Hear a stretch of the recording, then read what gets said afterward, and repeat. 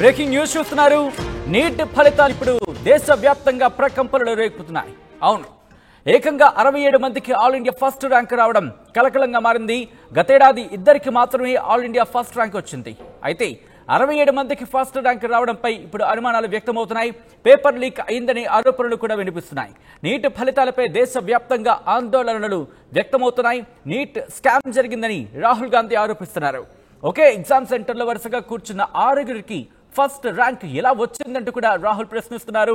ప్రమాణ స్వీకారానికి ముందే మోదీ 24 లక్షల మంది విద్యార్థులు వారి కుటుంబాల జీవితాలను నాశనం చేశారంటూ కూడా రాహుల్ గాంధీ ఆరోపిస్తున్నారు. ప్రస్తుతం నీట్ ఫలితాలకు సంబంధించి దేశవ్యాప్తంగా చర్చనాంశంగా మారింది. ప్రకంపనలు రేపుతున్నాయి నీట్ ఫలితాలు. ఏకంగా 67 మందికి ఆల్ ఇండియా ఫస్ట్ ర్యాంక్ రావడం ఇప్పుడు సంచలనంగా కాదు, ఏకంగా కలవరాన్ని గురి చేస్తోంది విద్యార్థులకి. అప్డేట్స్ చేసుకుందాం.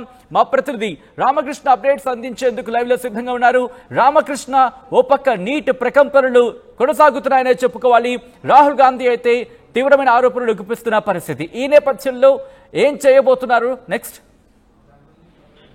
ఇక వైద్య విద్యా కోర్సులో ప్రవేశాల కోసం నిర్వహించిన నీట్ పరీక్షలో 67 మందికి ప్రథమ ర్యాంకు రావడంపై నిరసనల నేపథ్యంలో కేంద్ర విద్యాశాఖ కీలకమైన నిర్ణయం తీసుకుంది. ఈ పరీక్షలో అవకతవకలు జరిగిన ఆరోపణల నేపథ్యంతో యూపీఎస్సీ మాజీ చైర్మన్ ఆధ్వర్యంలో 4 సభ్యులతో కమిటీ వేయాలని నిర్ణయించుకున్నారు.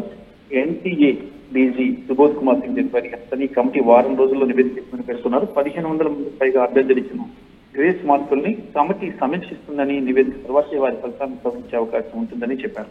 ఇక గ్రేస్ మార్కులు ఇవ్వడం వల్ల పరీక్షా అర్హత ప్రమాణాలపై ఎలాంటి ప్రభావం ఉండబోతున్నారు సుబోధ్ కుమార్ సింగ్. మరి ఆ అభ్యర్థుల ఫలితాలను సమీక్షించడం ద్వారా అడ్మిషన్ ప్రక్రియపై ఎలాంటి ప్రభావం ఉండబోతుందని పేర్కొన్నారు.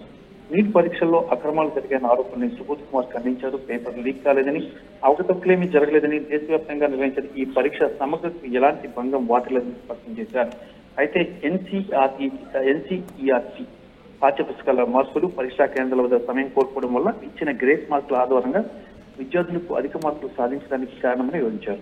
అయితే విద్యార్థులకు మళ్లీ పరీక్షలు నిర్వహిస్తారా లేదా అన్న ప్రశ్నకు ఆయన స్పందిస్తూ ఈ అంశంపై నిర్ణయం కమిటీ ఇచ్చిన సిఫార్సుల మీద ఆధారపడి ఉంటుందని చెప్పారు. అసలు వాస్తవానికి చూసుకున్నట్టుగైతే సచిన్, జూన్ 4న నీట్ యూజీ ఫలితాలు విడుదలయ్యాయి. ఈ ఫలితాల్లో హర్యానాలోని ఒక పరీక్షా కేంద్రానికి చెందిన 6గురితో సహా 67 మందికి మొదటి ర్యాంక్ వచ్చింది. సిలబస్ మార్కులపై అభ్యర్థులు రావడంతో 1563 మందికి విద్యార్థులకు గ్రేస్ మార్కులు తెలిపారు. దీంతో పరీక్షల్లో అవకతవకలు జరిగాయని విద్యార్థులు దేశవ్యాప్తంగా నిరసనలు వ్యక్తం చేశారు.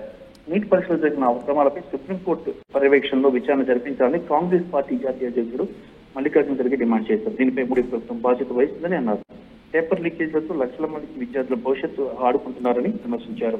నీట్ పరీక్షల్లో తమ రాష్ట్రానికి చెందిన విద్యార్థులకు అన్యాయం చేశారని మహారాష్ట్ర ప్రభుత్వం పేర్కొంది. వెంటనే ఈ పరీక్షను రద్దు చేయాలని, ఈ విషయంపై తమిళనాడు సీఎం ఎంకే స్టాలిన్ కూడా స్పందించారు.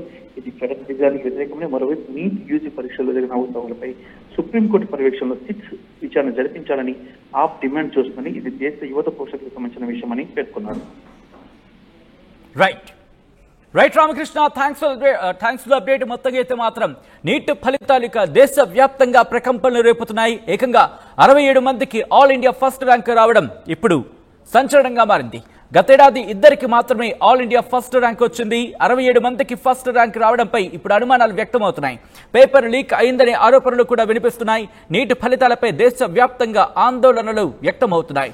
నీట్ స్కామ్ జరిగిందని రాహుల్ గాంధీ ఆరోపిస్తున్నారు. ఒకే ఎగ్జామ్ సెంటర్లో వరుసగా కూర్చున్న 6గురికి ఫస్ట్ ర్యాంక్ ఎలా వచ్చిందంటూ కూడా రాహుల్ ప్రశ్నిస్తున్నారు. ప్రమాణ స్వీకారానికి ముందే మోదీ 24 లక్షల మంది విద్యార్థులు వారి కుటుంబాల జీవితాలను నాశనం చేశారంటూ కూడా రాహుల్ గాంధీ ధ్వజమెత్తుతున్నారు.